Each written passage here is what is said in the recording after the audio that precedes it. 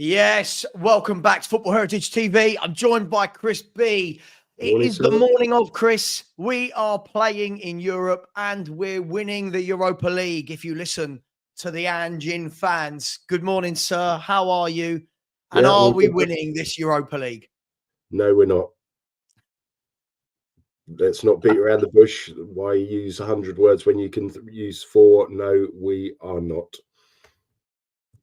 Okay, well, we'll get into that a little bit later. And thanks for saying good morning. It always makes me feel good when people say good morning back to me.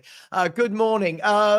Chris, I want to start with, you've not been on the show for a few weeks now. I know you've been traveling the world with work, etc. It's been a very difficult period. We had those 3 Premier League wins in a row, which were kind of sandwiched in with the Liverpool and Villa Cup defeats. Some might say we played the easiest teams in the league and got the wins. Since then, it's been more games without wins, more, abstract, inept, whatever you want to say, terrible performances. But this is the saving grace. This is eggs in basket time. We've got Alkmaar. What do you make of the whole Tottenham situation? So the 3 games you spoke about, we beat possibly one of the worst Manchester United sides you're ever going to see. We beat a very ordinary Brentford team. And who was the other team we beat? Ipswich. Ipswich. Again, a team that should be playing championship football next season. So we beat 3 very ordinary teams. It papered over the cracks. And then we returned to normality. And against AZ Alkmaar last Thursday, let's not be disrespectful, but we played a side that 7th in the Arrivederci, and they looked like a 7th place side. They had hard-working players. They gave it their all, but on paper, we should have blown that team away with the difference in squad values and the calibre of players that each squad assembled. And we were lucky not to come away from that game 2 or 3 down. Troy Parrott did us a solid, didn't he? He missed an absolute golden opportunity in that first half to sink us, didn't he? Yeah, so we had that game where we looked dreadful. And the continued theme is that we can't get ourselves up for 12:30 kickoffs on Saturday. We're a bit anxious about playing at 4:30 on Sunday. We definitely don't like playing at 8 o'clock on the Monday night. And we're not that keen on playing on 8 o'clock on Wednesdays. And we definitely don't like playing away in Europe at 8 o'clock on Thursdays. But the consistent theme is that Ange is paid to motivate this team. He's paid to thump his chest, get the rallying call, to get these guys in the changing room before the game, and for them to go out and bleed for the shirt. They're far from doing that. So tonight, the expectation is that we should be able to win by 3 or 4 goals. The reality is that Alkmaar probably think we know what we're going to do. We're going to press, press, press. We are going to give them plenty of the ball. We'll probably play 5 at the back, and we're just going to say break us down. And in recent weeks, the tempo has been so low, the energy levels have been so low, we've been scratching our heads, working out what are we going to do. Yeah. No, listen, I completely agree with you. What I don't agree with is I haven't said good morning to everybody. That is how very rude of me. Good morning to each and every one of you. Hope you're well. I'll get to as many comments as possible. Please smash the like button. Please subscribe as well, as we are on the road to 20K, as the banner says. Chris, I wanted to ask you about something immediately. We talked about it very briefly before we went live. My understanding is you were a little bit, I would say, miffed and baffled, but we know what this manager's like. A press conference that he was partaking in yesterday. Do you want to take it from there and tell me what you were going into? So it's a BBC press conference. I'm sure many of those viewing will have seen it. If you haven't, most definitely watch it. And journalists are paid to ask the questions that us, the fans and the public, want to hear. So the journalist asked, Ange, do you feel like you're going into tonight as a win or be sacked type game? And he sits back, pauses, sort of rubs his temple and says something similar to, mate, I don't know any other industry in the world where you'd be asked such a specific question. And he generally felt offended that he was being asked such a thing. And you think, come on, mate, do us a favour. you've got this arrogance and you hold yourself akin to Alex Ferguson, when the reality is you've won nothing in the Farmers League in Scotland. There's two teams, Rangers or Celtic. You and I could probably manage one of those to title honours. You've won things in the backwaters of Japan. Name me 5 teams in Japanese football now. Yeah, I can't. Yeah, Can yeah, you? yeah. And then Grand the only Passate. I don't know if they even exist, but that was Lineker's first side in the Lineker, 90s. yeah, that's where my mind went to. And that isn't that who Wenger managed as well? Again, the fact that we're having to ask between one another, both of whom know quite a bit about football, says everything. And then the only thing I can remember coming out of Australia in my heyday were neighbours home and away, definitely Kylie Minogue and perhaps a little bit of Danny Minogue and the Les Patterson, the social attaché for Australia. So Australian football, didgeridoos and Fosters and Castlemaine Forex really weren't on my radar. So what that bloke achieved in Australian football means nothing to me. But it's the audacity he had to think he holds himself aligned and akin to Jose Mourinho, Conte, Ancelotti, and Alex Ferguson, where the reality is that he wouldn't be able to clean any of these guys' boots. And it just astounds me what makes him think that he's so good. Mm. Yeah, it is baffling. But look, I mean, it's strange, isn't it? We're going into a European knockout game and all the talk from everybody. This isn't just me as somebody who doesn't rate Ange. All the talk everywhere is, is this D-Day? Is this the game to save his job? This question has been asked so many times, Chris, it's been that bad, Chris, for over a year, that this question of, is this his last game? Is this his last game? Has been asked so many times. My question to you is, surely the fact that this question has been on repeat so many times over the last year, doesn't that tell you how insufficient, and no, that's not the right word, doesn't that tell you how inept he's been at managing Tottenham Hotspur? 100%. And a close friend of mine owns his own restaurant locally to where we live, next to Woburn Golf Course, which attracts some of the better golfers. It attracts celebrities. Yesterday, a guy went in there by the name of Tim Sherwood. So Tim Sherwood was sat with one of his mates, having just played golf. My friend went over and spoke to him, said, "What's your opinion?" He said, he's out of his level. He doesn't know what he's doing. He won't be there next season. And these are coming from a bloke we all laughed and took the piss out of during his tenure as Spurs manager, but we gladly have him back at this current time. Give me, everyone knows I like a gilet. Give me Tim Sherwood and his gilet all day long. Look, it is crazy, isn't it? I mean, you've got Glenn Hoddle, who normally does match day commentary, sitting there and saying, we don't have a shape, we're shambolic. We've got, people like Jamie Carragher, Ian Wright said it, Mika Richards, Roy Keane, they're all sitting there going, what do Spurs work on in training? But yet half our fan base still don't want to open their eyes to that reality, Chris.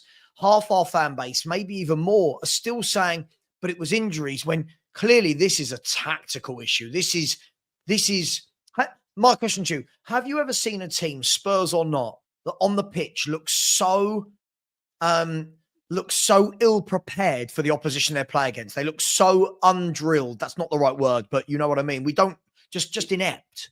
We don't know what we're doing. We're not sure who's supposed to be playing in what positions, what we're trying to achieve. And it just looks like 11 blokes out of the pub have been selected and asked to form a football side. And which, again, it's the ability to enforce in-game substitutions. It's preparing the team, lifting the morale, getting the energy. It's all lacking. And from a bloke who's paid reportedly £6 million a year, he should be doing so much better. Yeah, absolutely. Absolutely. But look, let's look to tonight's game. I'm going to say it. I'll say it from the back, Chris. People think I'm mad. I think we win tonight. I think that this is not a top team we're playing, by the way. I know everyone's saying like, we're definitely going to lose. This is a decent Alkmaar team who are well drilled. But let's be fair. This is a team we will have all the football against. and Classy, who ran the midfield last week, is 33 years of age. I don't see him coming to White Hart Lane on the bigger pitch under the lights, 60,000 fans. I see us winning, Chris. What do you see for tonight in terms of a result? Again, I think far too much has been made of tonight. As if we win tonight, we've still got another 3 games to see success. And with those 3 games comes a far higher caliber of side that we're going to be competing against. So I think people are sort of the happy clapping side of the fan base heralding tonight as if it's our cup final, where it's not. It's just to get to the next phase of the competition. Yeah. You looked at the Alkmaar team last week, and in all reality, was there one player in that side you thought would walk into the Tottenham team? No, there wasn't.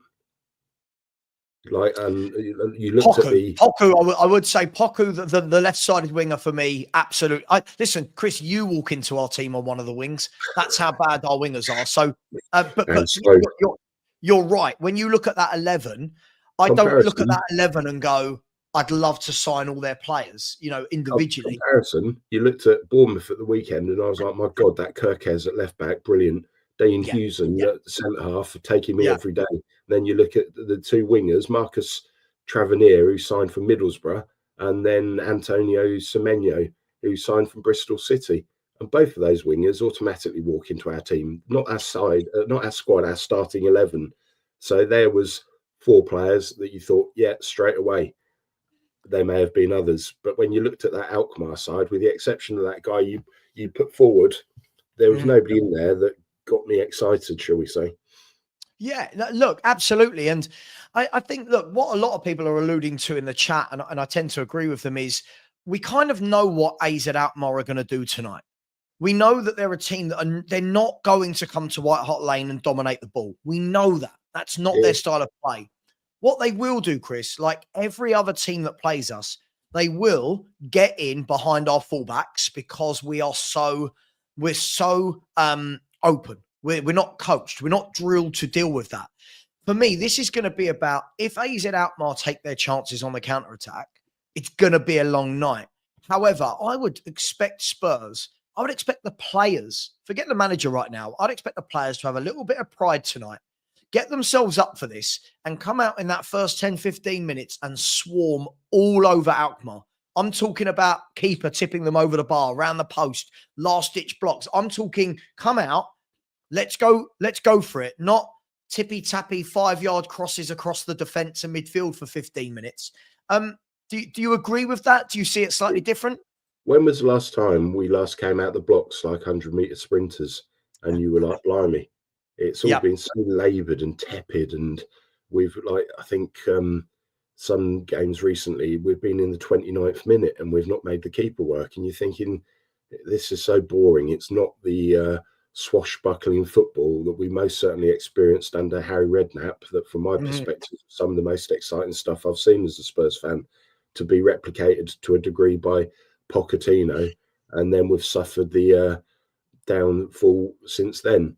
But when was the last time you actually got a goosebump on the back of your neck because you were thinking, this is cutthroat stuff, we are absolutely going for it? I think we're terrible to watch under this manager. And the caveat to a lot of people's opinions, Chris, is always, but fans asked for better football than what we saw under Conte and Jose. I'm going to caveat that, Chris, and say, I don't think we do play better football. Of course we don't. I think it's terrible how we play. The problem with our fan base is that they are starved of success. They haven't seen good players for such a long period of time. They haven't seen us win things. So our appetite is reduced and we're accepting sloppy seconds. And our ambition is so low that we pick something, we run with it, but then we try and convince the rest of the world that we're right, and everybody else who actually says you're not right there, or why are you talking about that, they're all wrong.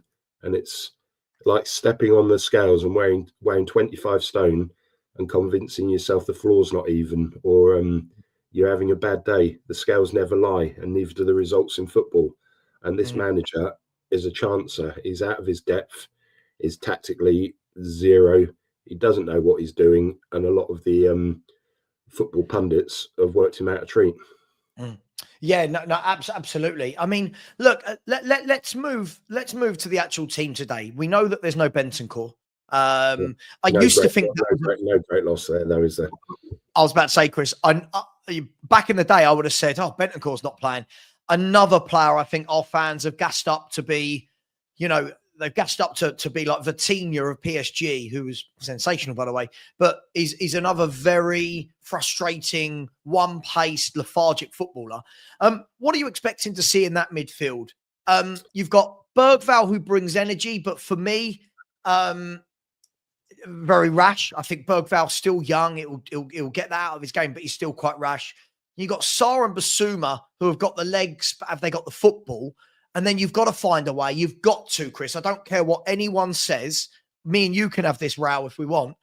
James Maddison has got to play in this team. Yeah. He is the only one with a footballing brain that can pick a pass. The disappointing thing for me, the last European game I was at was when we beat Elfsborg, the Swedish side. And on that night, we had Mikey Moore score, youngest ever score, and we had the lad come off the bench, Ajayi. And what I liked about him, I'd never even heard of him, but when he came on, he dropped his shoulder, he had directness and purpose and wanted to beat players and pinged one in from the edge of the box. Well, such is the neglect from Ange around the treatment of our young players, they've never been seen since. But what we'll do is we'll roll out Brennan Johnson, who, if he isn't tapping one in at the far post, offers absolutely nothing, doesn't track back, looks like a boy in a man's game. He looks like that startled deer when I come round the corner in the country roads I live around, who just looks frightened. And then on the left side, we're going to either have out of form toward the end of his career, Son, or we'll have a championship player that I'm told by so many has potential in Odebear, but I can't see it. So why not give those young British players who want to play for the club, want to prove themselves and have something about them, the opportunity against opposition that we've already said are seventh in their domestic league? If we're going to blood them, now's the time to do it. Yeah, it's interesting, isn't it? I mean, the Elfsborg game, I think what you want to see from players when they come on, right, is just something different, don't you? Like the player that comes on, you go, okay, what are you offering me that the player that's come off hasn't? And look, Ajayi may be young, but that 15, I don't know how long it was, people, 10, 15, 20-minute cameo, the number of times he got the ball and I thought, yeah, you can play. Like his footwork, I was like, you can play. You're not the finished article. You're a kid. You can play. Straight away, we all said it. When the players are back fit, the youngsters are going to be nowhere to be seen. We're seeing games now where Mikey Moore's not even getting on the bench now. He'll be off. He won't stay around. Of course. And unfortunately, but again, I go back to your earlier point, Chris, and I make you bang on with this. We are so starved of success that what we do is we get average players and we go, we know you're there. In the back of our minds, we know you're there, but we're going to put you right up here. And it was all the videos of Odebear. Look what he does. Then when Odebear was injured, Chris, it was all the posts, like you've seen it in our WhatsApp group. How many posts going around with all these YouTubers and influencers that said things like Odebear's the missing link? And you're like, okay, well, Odebear's back now. What does he do? Like what, it's copium. I feel like it's real big copium, Chris. The problem is we went from, what was his name, Desmond Doué, who ended up signing for PSG. Desiree Doué. So we went from Desmond Doué to missing out on him because they expected real money and a high fee, to sloppy seconds picking a bloke from Burnley who was playing in the Championship. And if you watch PSG the other night, that guy beat his fullback 4 times in the space of the opening 9 minutes. Nothing. He's beaten his fullbacks more in one game than every winger we've got at Tottenham this season.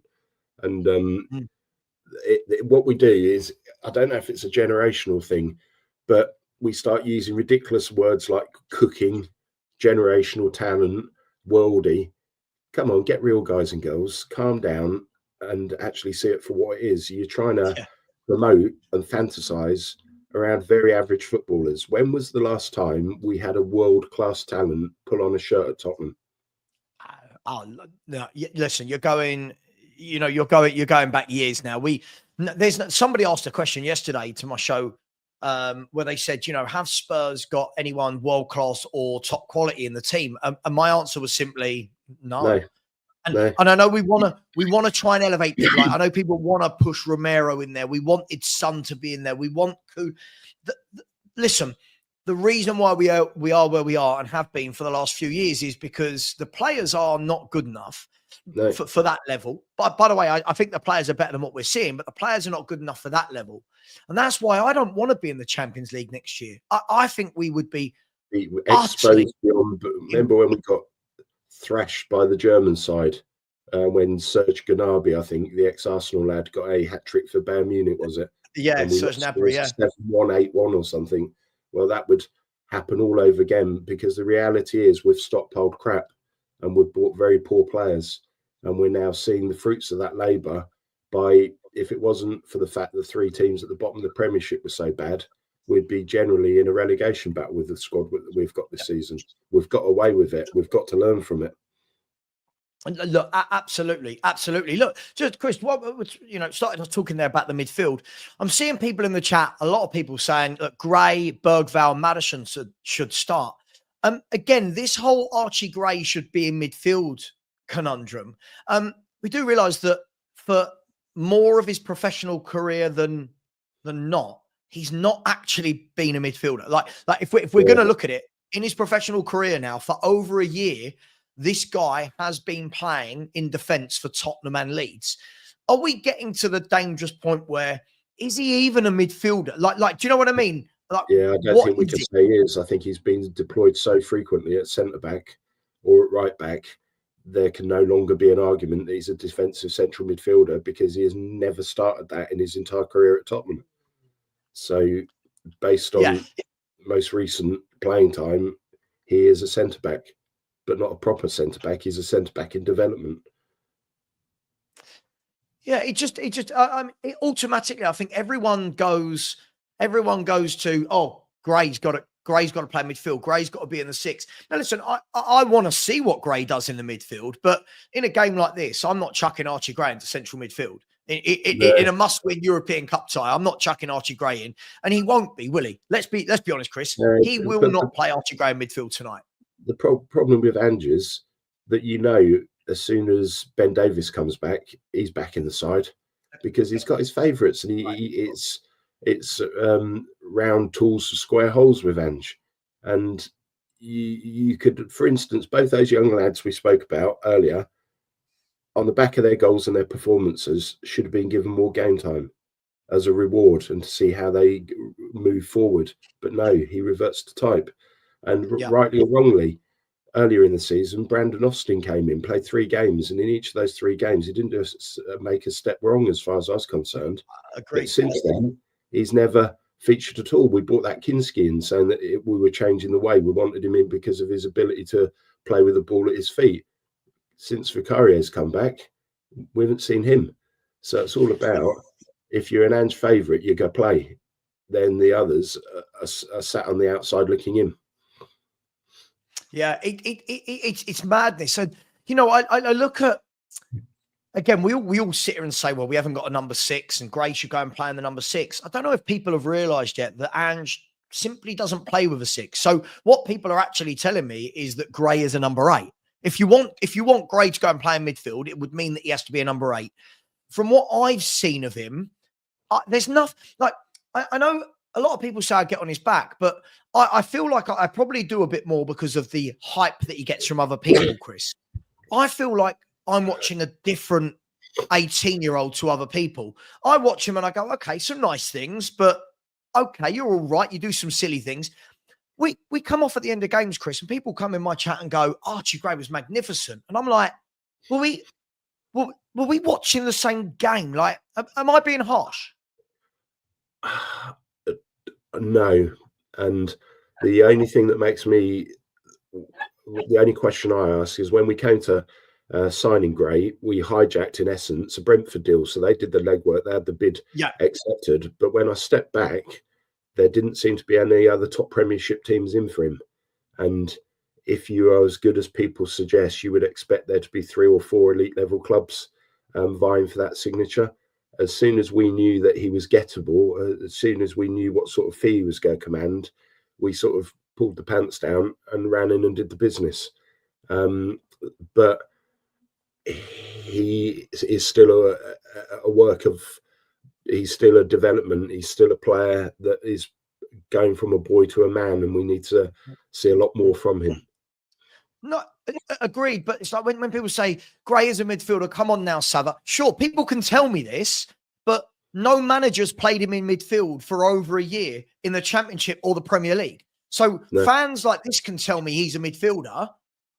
Chris, is it fair? Is it a fair assumption to say, well, I need to see it as a fan? I can't be told by other fans he is. I need to see it. Yeah, we need to see it for your own eyes, and it's only your two eyes that allow you to make a proper judgment, so that you can be unlike those we've spoken about, and you can stand back and call it as you see it, not go with the flow and go with the popularity vote. No, I completely agree with you. Big up to Colin Westbrook, who said, hey, Savva, great show. Hi, Chris, love your content. I remember you on Who Wants to Be a Millionaire. Didn't you crack the 64K? I remember it well. I think we heard that joke previously, and it was we were both dumbfounded on that occasion too. I mean, if you were on Who Wants to Be a Millionaire, Chris, and you did win 64K, you kept it very quiet from me. So well done on that 64K, Chris. Well done on that. Guys and girls, yeah, look, I guess that leaves for tonight in midfield. I guess we're going to see Bergvall. Yeah. And I guess the question is going to be, does he go with the two more defensive-minded in terms of Sarr and Basuma?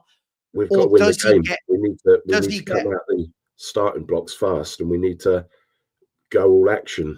So I think we need to accommodate Maddison in there, and as opposed to playing Maddison on the left or right as he does at the expense of one of the ringers, he needs to almost play. He needs to play as a number 10.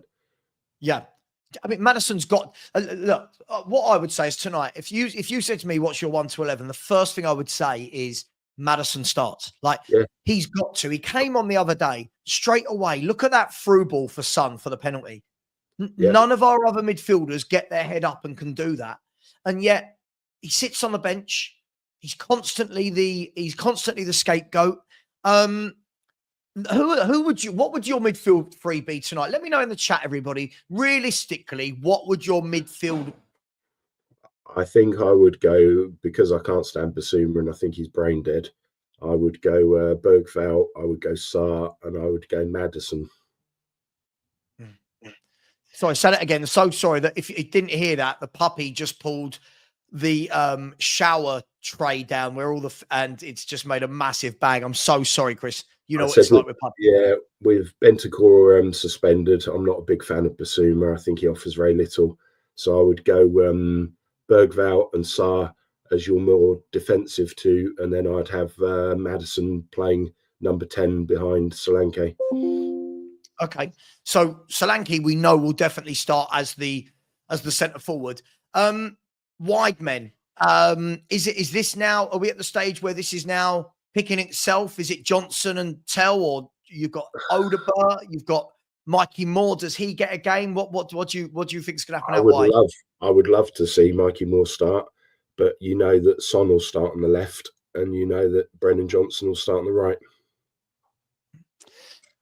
Yeah, it's do you know what? How bad Son has been, I completely forgot to put his name in the mix for the left-sided position. Yeah, but he's that shoe-in, isn't he? Again, he will start come hell or high water. As long as there's a Y in the day, he'll be there.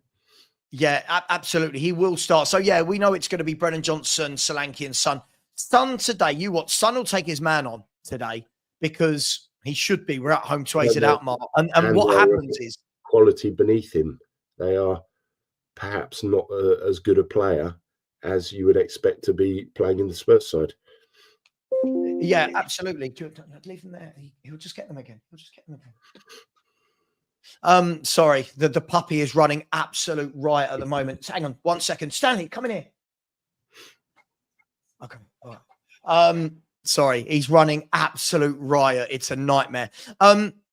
Yeah, look, I mean, with the something, you're right. They're the level below him. Definitely he should be going at them. The problem with our fan base is we'll do what we did like when Son had a good 45 minutes against Ipswich.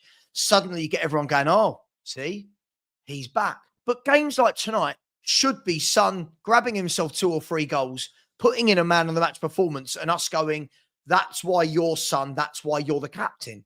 Surely. He's also a 33-year-old footballer with perhaps another year ahead of him because we extended his deal. He must be thinking, for my legacy, I want to win something with Tottenham. And arguably, the teams ahead of us are not of the same calibre as the last 8 in the Champions League. I'm going to give it my all. I'm going to show why I've probably been one of the best players to come out of Asian football. And I'm going to die in that shirt on the pitch tonight, metaphorically speaking. And I'm going to give it 110%. And he needs to, for once, show what a captain's all about and to lead by example and bring the team on around him. This is how I know. You know when you know sometimes that people are just saying things to be controversial? I mean, imagine a Tottenham fan saying that Madders will be best as an impact sub. Starting him isn't the wisest option.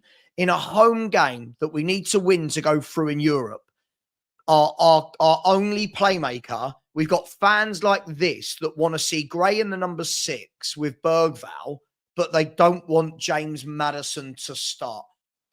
Chris, this blows my mind off. Our fan base, honestly, for me, Chris, I look at it and I go, when people go, oh, we deserve a trophy, these people don't. I'll just call it as it is. I'll be harsher than you will.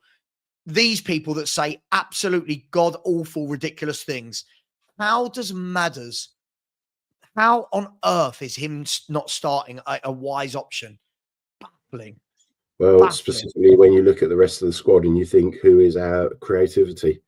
Who is our potential flair player who can bring others around and who is a ball passer? And the answer is nobody other than Maddison. I'm dumbfounded. Chris, I'm just dumbfounded at times. Like how anybody looks at those midfield options available and doesn't say, right, well, it's got to be Maddison and 2 others. And that comment on the screen at the moment, that answers 2 things. That A, Ange can't identify good footballing talent. B, that there are people still prepared to support Johnson. Yes, I support every player who wears a Spurs shirt, but he has proven time and time again that Nottingham Forest must be absolutely laughing that they got 45 million for him and then replaced him at Hudson-Odoi for 8 million, who's proven to be twice the player he was. Oh, ridiculous amount. But yeah, we're talking pennies, not pounds. Yeah, Hudson-Odoi scored the winner against, was it Liverpool? Not Liverpool. Man City at the weekend. Yeah, Man City at the weekend, and showed what a proper winner is. Didn't he score the winner at Anfield as well, though? Yeah, he did earlier in the season. Yeah. We've got 3 to 8 million or whatever. Yeah, we've got a bloke who's approaching 25 years of age, and for all the reasons I said previously, looks lost. He looks like a boy in a man's world. So I'm not sure why he continues to get all this love. What's he done to warrant that? No, absolutely. Look, I'll be honest. My midfield 3, all I know is Maddison. I don't care who the other 2 are. I don't really rate any of them that highly in this system, so to speak. And then my front 3, I'd throw a curveball in. Like, I would absolutely throw a curveball in. He's going to play Son. He's going to play Solanke, right? He is. Why not? Why not pull somebody like a JE aside or more aside and go, do you know what? Run at them. Just get the ball, run at them. That's all I want you to do. And then what I would do is play Jed Spence at right back, who's the more capable defensive option. Well, he is a right back. He's not a left back. Again, we're trying to shoehorn him into a position where we've seen the inadequacies of Pedro Porro defensively all season. But again, he seems to be one of Ange's boys and he gets in come hell or high water. Yeah, look, it's absolutely mad. Do you know what made me laugh last night watching that Madrid derby? How you had Ancelotti as the Real Madrid manager, and you had the Argentinian as the Atletico manager, and both of them decided to keep their fullbacks out wide at all times of the game. Their fullbacks were deployed and stayed out wide, and you think how refreshing that Simone, and Ancelotti both worked out very quickly that having inverted narrow fullbacks didn't work in the modern game. Yeah, no, look, I tell you what, and I know we're talking about a different level, Chris, but when I watch again, I see a lot of people say silly things like, oh, Atletico Madrid, they're a defensive negative team. Watch Atletico Madrid. What a well-organized team they are with multiple different ways of playing. And it's not rocket science what Simeone's done. They showed it at halftime yesterday in the analysis. And I'll link this to Spurs in a minute. They showed the halftime analysis and they said, look how compact Atletico are without the ball. And their two wide men squeeze in to make a 4 in front of the back 4. So you had Gallagher, who was left, he'd tuck in. Simeone would tuck in on the right, and then you had DePaul and Llorente in the, and you were like, look how difficult it was. Mbappe couldn't break through it. Yeah, Modric couldn't pass through it. Vinicius Jr. couldn't dribble through it. You know, Rodrigo. And yes, top quality players, but be compact. When you're playing good teams, be compact, be hard to beat, and then spring on the counter attack. Then you watch us. We say to everyone, don't worry about that. We're not going to have 4 men sitting in front of the back 4. We're not going to have 3. You know what, Chris? We're not going to have 2. Do you know what, Chris? We're not even going to have 1.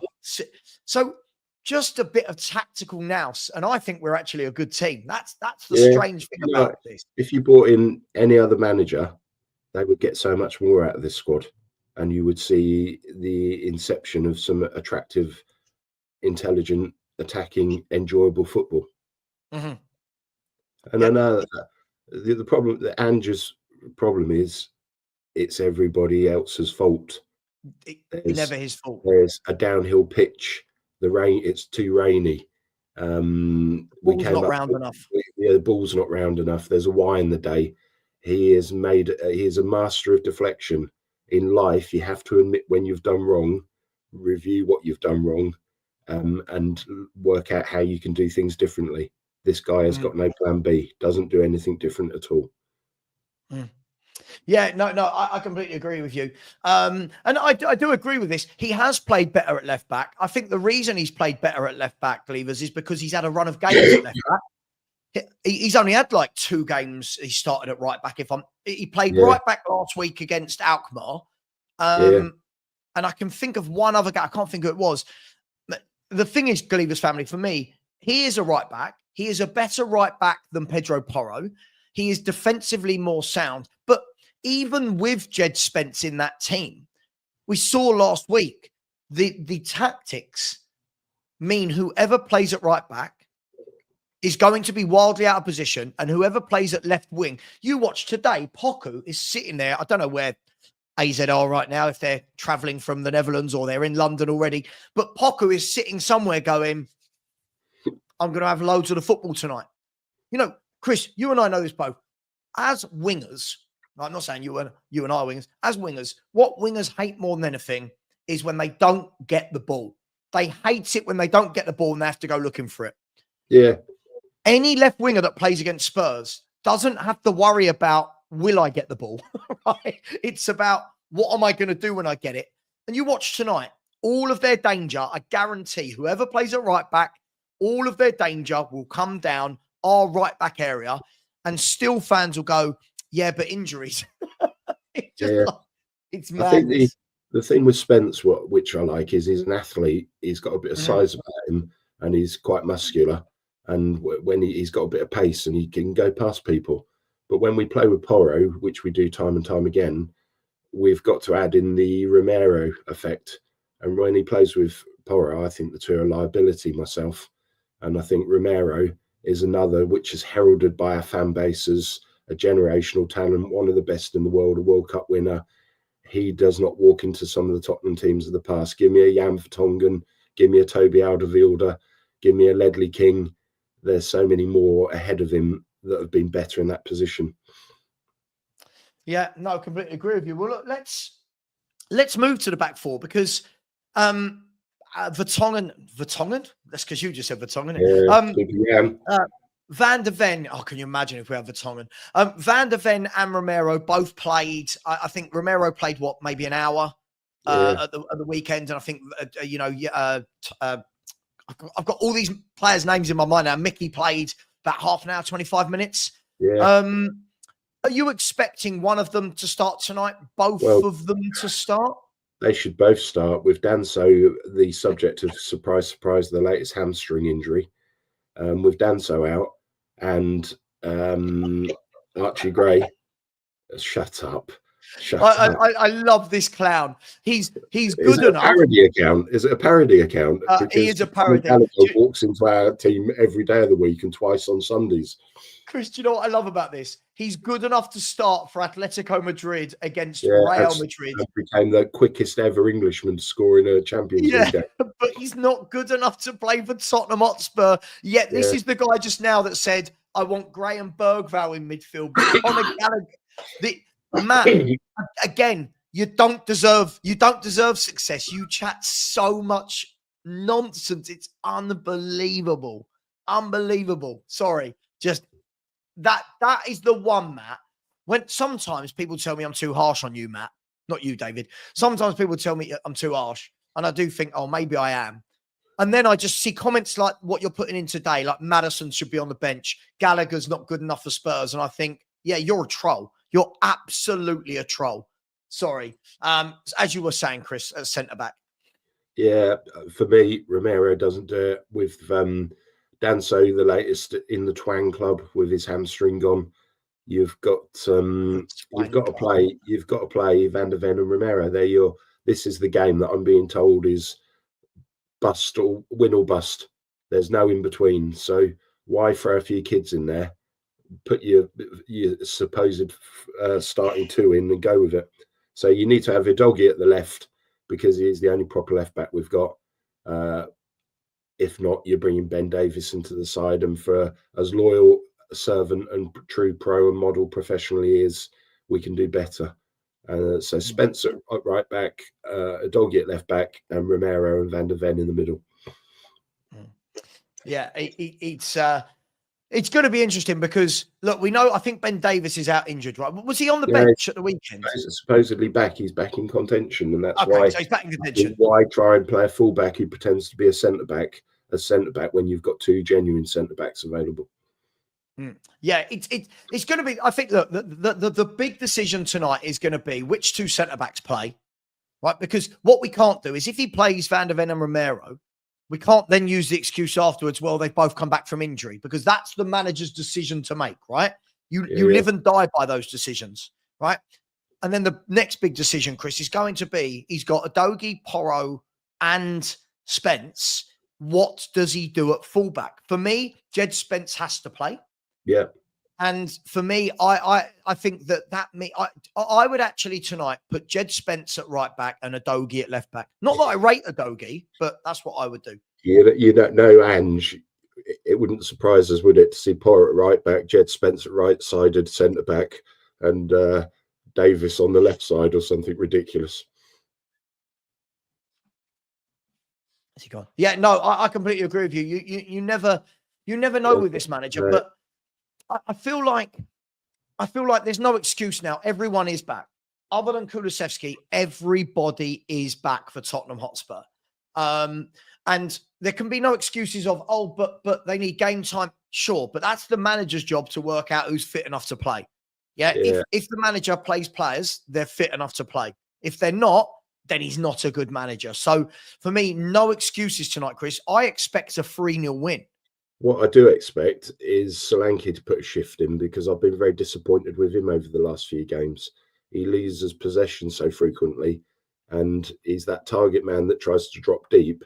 But how many times have you seen him test the keeper? How many times have you seen him, the fox in the box around the penalty area? He's never really got your wow, these touches of class, or what he's not even in. About, sorry? Solanke. I'm saying he's well overdue for a good game where he does something and is a pest around the box and brings others in and tests the keeper and works his socks off. I tell you what, the interesting thing. Yes, you're absolutely right. I think the thing with Dominic Solanke, I think every now and then he scores a goal and our fans go, there you go. For me, I look at Dominic Solanke, his all-round game isn't good enough. There's my first problem with him. Again, the game against Bournemouth at the weekend, his hold-up play is non-existent. Like, everyone says, oh, he's a really good hold-up play. Is he? Is he a good hold-up player? I mean, Look, I think what I will give him, Chris, what I will say is he works bloody hard. I will not take that away from him. He is an honest pro that works bloody hard. We know what he's about. I'm just watching, Sky Sports News showing Musa Sissoko whacking one in the top corner for Watford last night. That's brilliant. Go on, we should get him back. Solanke, hard-working player. I think he will get you 15 goals a season if fit all season. But for me, and these are the games tonight where I want to see what did we pay 55, 60 million for. Today, he should be turning up, grabbing a brace, running their centre-halves ragged, pulling them all over the place, winning everything in the air, holding the ball up. Is that too much to ask for from a 60, 55 million pound signing? I just looked at his stats this season out of curiosity, and he's played across every competition 31 games, and his goal returns 11. So you're talking... So he's a 1 in 3 guy. 1 in 3, yeah. But does that surprise you, Chris? No, but what did we pay? 65 million. So I think it was 55 and then add-ons. You know how it is these days. I don't know. Still expecting so much more. And again, I don't like to harp back to Chris Woods at Forest, but look how many goals he's banging in at a fraction of the cost. And again, with Solanke, it all comes down, in my opinion, to lazy scouting and trying to do something too late in the window when there were probably better opportunities in world football out there. I completely agree. And as listen, I'll say the same thing that I've said about Solanke since before we signed him, because I know people want to try and twist my words.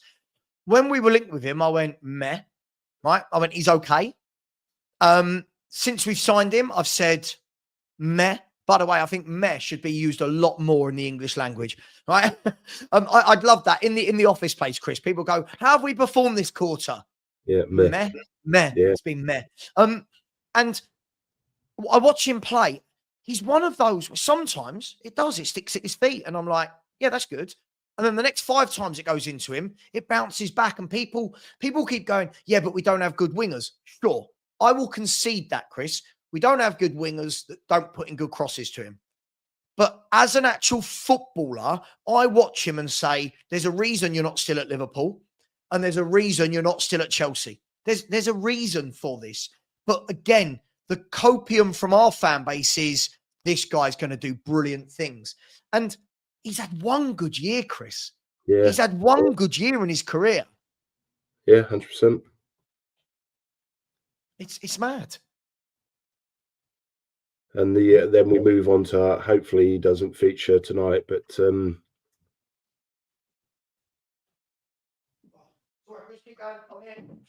yeah, I said hopefully he doesn't feature tonight, but then we've got to have the discussion against Midfield, and I'm thinking who? Oh, right, okay. Sorry, he's just bought me this from the shower, this from my wife's thingy drawer, and this. Are they the gloves that you use to apply your fake tan? Yeah, absolutely. This little terror. There you go. Yeah. This little terror. He looks all sweet and all sweet, and behind that, he's a terrorist. Oh my God, he's a little puppy terrorist, this boy. Yeah, sorry. Yeah, for me, there could have been so much better. But the problem we've left ourselves, Chris, is there's no other option than to play Solanke. Like there's no one fighting him. No, and then we talk about this Tell guy, very, very underwhelming. And again, if we talk about our disappointment around Archie Gray, then the same's got to be said for Tell. You can't differ in opinion, because this is a guy who scored 12 goals in 60 games for Bayern Munich since coming to us. He scored once in the cup when we got knocked out against Aston Villa, but he has not even looked like he's going to threaten at all in any of the games that he played. He's looked like a boy in a man's world. Started off as centre forward, and then they pushed him out wide, but I haven't seen anything to make me think, yeah, we got a potential talent of the future here. Yeah, sorry, I'm having an absolute mare. Yeah, look, it's it is what it is, right? With our strikers, we bought Tell, who for me, people keep telling me he's a striker. Nothing about his game actually screams, yes, I'm a centre forward. So for me, nothing. Yeah. Then I'm hearing, oh no, but he's a wide man. when I've seen him play out wide, I've still not seen him pick the ball up and actually do anything of note. And again, he got the goal against Villa, fortuitously at the end of the game, and people were going, there you go, really good, this kid. I do feel for Ange in that respect, but there's people saying that he wanted him. He was the guy he wanted. We're told he was his signing, and we're told that all of the signings he's had the final say on. So again, how can we feel sorry for him if he has been given what he wanted? No, absolutely. This is the thing. When Ange wants a player and gets him, yeah, people then start going, oh, yeah, but he was given this player. And it's like, well, hang on, he wanted him. Big up to Stratos Alho. I said, Savva, I don't understand what people see in Odegaard. Let's talk about Odegaard, Chris. Let's move on to him. He's another one that we signed. People did all the videos about how amazing he is. What does Odegaard do? Is my question to you. Gives the ball away a lot. Again, remember when we went to Portugal to get Bruno Fernandes and we came back with Jedson Fernandes? Yes. Well, yes. Odegaard was going to Rennes to get Desmond Doué, realising he was too expensive and coming back thinking we still need to sign a Frenchman. There's a bloke playing up in Lancashire at Burnley. They've been relegated. It's probably going to be a cheap deal. And again, he's going to be one for the future, which is all very well and good.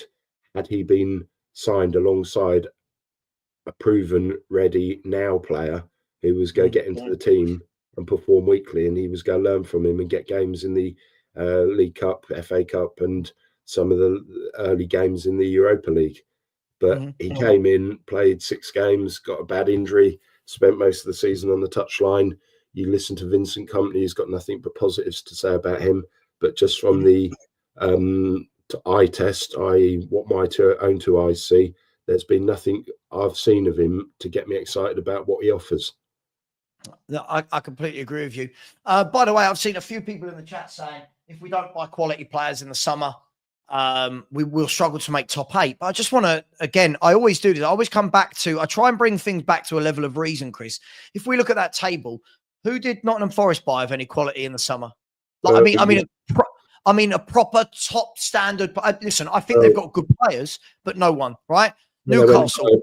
They went and got a load of Portuguese guys that would have been like, if we'd have signed them, you'd have predicted the uproar from our fan base. They got that Alina at right back who was at Chelsea and Reading once upon a time.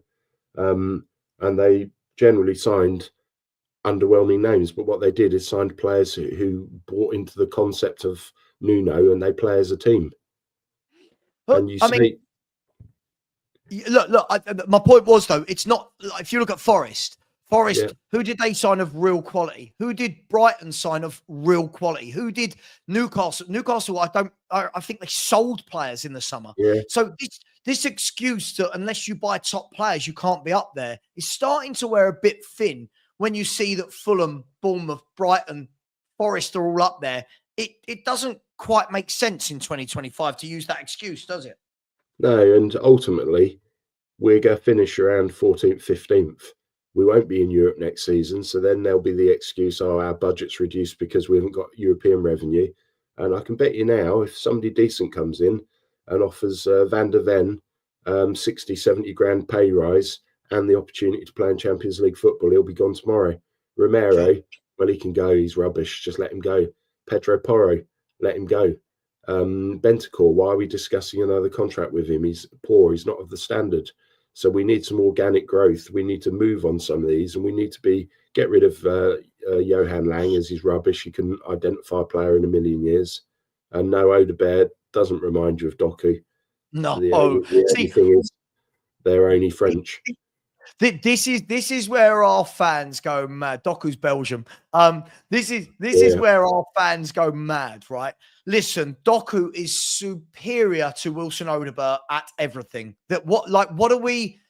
This is comforting. This is, when I said earlier, Chris, about copium. Yeah. Are we talking about the same Jeremy Doku that absolutely ruined Spurs about 3 weeks ago? Yeah. We're talking about the same Jeremy Doku who ruined Liverpool the week before. Like, let's listen. Doku's got to work on his end product for sure. But when I look at Doku, are you telling me that he would be the best player at Tottenham Hotspur. Like, what are we doing? We've convinced ourselves, Chris, that we've convinced ourselves of these silly things like this. It's crazy. We convinced ourselves years ago that Marcus Edwards was going to be the next big thing. Had a load of failed loans going out to places like Norwich, I think, and then ended up in Portugal. And we still had our fan base saying, "Oh, he's brilliant. He's going to be coming back." When he did come back, where's he ended up? Burnley. How many other Premiership clubs were in the mix for his signature? Nobody. So again, it's our ability to accept mediocre, but pump it beyond all recognition to where we're trying to convince our own fans that they're a world-class generational talent, and we should be happy that we've got them. Yeah, a big up Steve Rodriguez said Arsenal were 20 points ahead of us with not a great manager. What does that say about the fraud at Spurs? Yeah, listen, and again, this is, I mean, I don't always want to look at Arsenal, Steve, but yes, this is the problem. I'm looking at so many of the clubs above us that shouldn't be. Now, Arsenal should be. I'm not saying Arsenal should be 21 points above us. Nottingham Forest should not be above Spurs. Brighton shouldn't be above Spurs. Bournemouth, Fulham, Palace, Brentford. Everton shouldn't be 1 point behind Spurs. These clubs shouldn't be. So we can talk all day long about top class quality players. Look at Chris's point earlier. Look at Bournemouth, who are flying high above us. They got one winger from Middlesbrough and one winger from Bristol City. Yeah. What about the weekend? They had their Ukrainian centre-back suspended. They had a centre-half, Clint something. James Hill, yeah, I'd never heard of him. I looked at him, he'd only played 8 professional games in the Premiership all season. Yeah, he came in and he went around his business fantastically well. He didn't look outclassed by Solanke. Nobody seemed to give him a hard time, didn't make any clangers.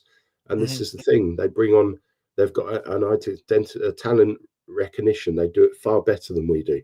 And they bring in players who buy into the ethos of the manager and play as a team. Is it, Chris? Absolutely. Isn't this the big thing about this? When these clubs are buying players, when Fulham buy a player, Forest buy a player, Bournemouth buy a player, Brentford, they buy a player for a system.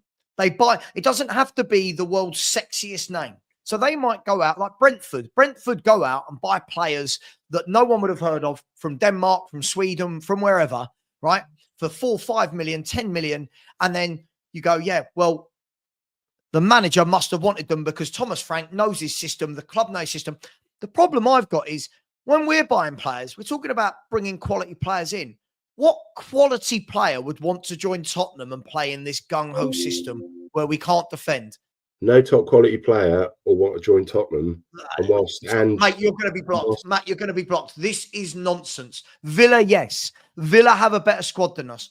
But I'm not hearing this about Forest, Brighton, Fulham and Bournemouth. At the beginning of the season, no Spurs fan had any of those 4 to finish above us. Everybody had Forest in a relegation battle. No one would have said that Forest would be anywhere near third. And Newcastle, by the way, we're talking about a Newcastle United here that in the summer, right, sold players to stave off their PSR. They sold Minte and Anderson. We're talking about a Newcastle. I remember in the summer, I said, I'd have Livramento. Nah, he's rubbish. I'd have Lewis Hall. He's rubbish. Fabian Schär. No one would want him over Romero van der Ven, right? No one would want Pope over Vicario. It's trolls like this that kill our fan base. It's embarrassing, Matt. You're embarrassing now. It's also players like, I'll give you an example, Savva, who I would take in our team in a heartbeat. Sander Berger, who was at Sheffield United, now at Fulham, and he does a brilliant job alongside the Serbian guy, Lukic, I think, in midfield. They just defend. You propped his name up to ours, there'd be uproar. But when we linked with some sexy-sounding European name that nobody's ever seen other than a few takes on YouTube where anybody can look good, the happy clappers start clapping. We need to focus on recruitment and getting genuine talent in for the now, not the future. Agreed. And Chris, I completely agree with this comment. Those teams are above us because they have better football managers than Ange. It's that simple. It is no top class quality player will sign for us. A, while Ange is here. B, because they value their hamstrings too much. And we're a club that's going one direction, and that's downwards. There is no long-term plan. If you keep faith with this guy, you're crazy. You don't understand football. And if this guy was to take the reins at the beginning of the season, we're in a relegation battle. It's as simple as that. No, I completely agree. By the way, Nick Davis, I've not blocked him, but the problem is, Nick, Matt is showing more and more every day that he's trolling. Matt is the type of person, Nick, that if I come in there and say it's Thursday morning, 7 minutes past 11 in the UK, he will turn around and go, it's Friday. He's that person. He said Maddison should be on the bench. Conor Gallagher's not good enough for Tottenham Hotspur. He thinks that Bournemouth, Fulham, Forest and Brighton have better squads than Tottenham Hotspur. It's just a bit silly, Nick. Like, it's just really, really silly. Please do a comparison between our team and those teams I mentioned. I guarantee they have more players getting to our 11. Matt, again, in the summer, no one was saying this. I always show this, Chris. I always show this, right? I always show this. In the summer, I put this up and got absolute pelters, Chris, right? I predicted Spurs to finish 7th, right? I got absolute pelters for this. Well, I'd absolutely love 7th at this moment in time, Savva. And now the same people that were giving me pelters are the same people going, look where I had. By the way, look at those players we just mentioned. Look at those clubs. Brighton, Fulham, Bournemouth, Forest, so Brentford, 15th, 14th, 15th and 16th, Right. All down that bottom half. No one turned around to me at the time and went, that's crazy, Savva. No one said that. But this revisionism now, because they've had good seasons, that, like you said, if I had said in the summer, Chris, I want Sanderberg and Lukic in midfield instead of Basuma, Sarr, Bentancur, etc., our fans would have gone, what? Bentancur's brilliant. Sarr, Bergfowl.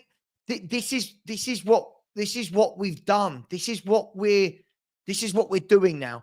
I don't know why people can't just turn around and go, this is the manager. They can't see this is the manager. Bentancur's played for Juventus. Kulu for Juventus. Romero for Juventus. Sonny's been one of the best forwards in Europe for the last decade. The manager's running into the ground. He's damaged him. He's broken him. Solanke got 19 league goals last season. James Maddison's been one of the best playmakers in the Premier League for the last 5, 6, 7 seasons. Romero and Van der Ven, we're talking about clubs like Liverpool and Real Madrid want them. Pedro Porro is Spain's right back. But suddenly, Fulham, Bournemouth, and all these clubs are better players than us. It's absolutely mad. It is mad. Sorry. It's just so stupid. I'm mindful, Savva, that you've got another commitment in 6 minutes. I think you have. Yeah, I have. So... I know you've got to drop off now. Chris, thank you very much. I'll let you drop. No, I can give you a few more minutes. I just didn't want you to cool. You were the one late for your next commitment. Yeah. And Ollie, we didn't start the season well. This was our worst start to a season in 16, 17 years. No, we didn't start the season well. Let's not change this narrative. We lost 5 of our first 12 Premier League games, Chris. And out of the last 30 points available at home, we've dropped 24. So, and I think it's something like it'll be the lowest points return at home since something like, was it 2007? Mm-hmm. Something ridiculous. So, home wins? Yeah. So that stat is actually in 2010, 2011 under Redknapp, we won 9 of our 19 home games. The differences between that season, that's the number we can match if we win our last 4 games. The difference is that season, Chris. Do you know how many games we lost in that season at home?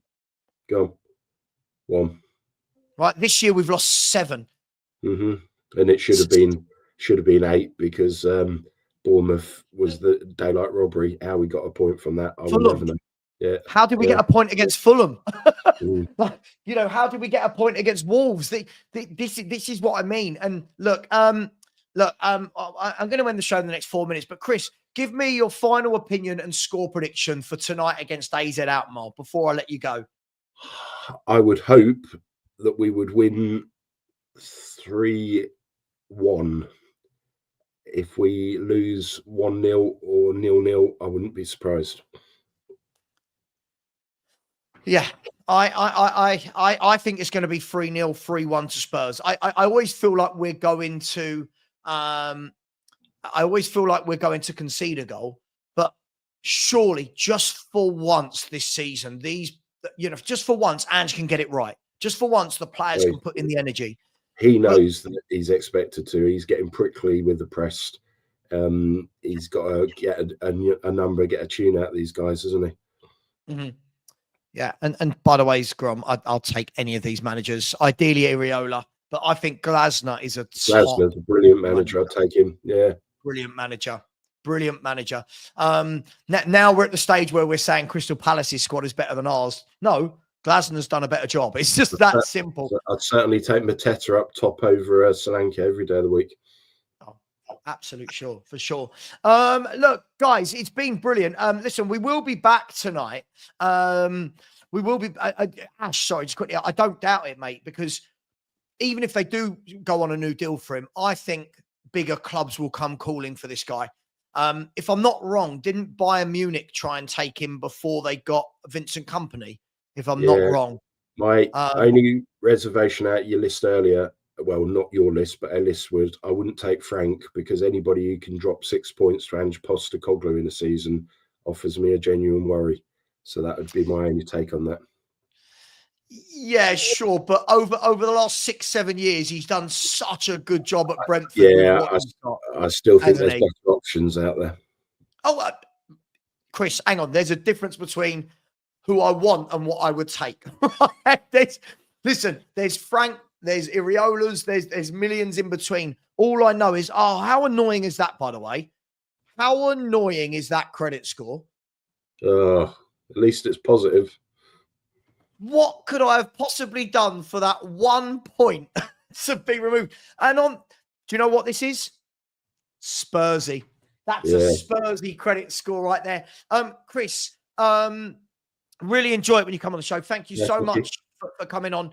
Guys and girls, what I will say is I'm going to send you all over now. I'm joining Never a Foul for a panel show. They're always a bit crazy over there, but I do enjoy them. They're pretty funny.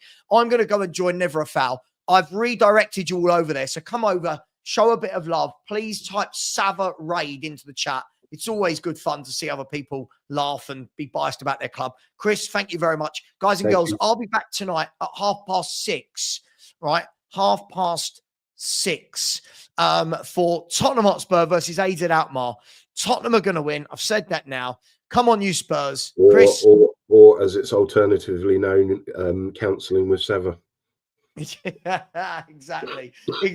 Take care, everyone. Please go over to Never a Foul. I'm directing you there now, and type in Savva Raid. Thank you very much. Take care, everyone. And as always, come on, you Spurs.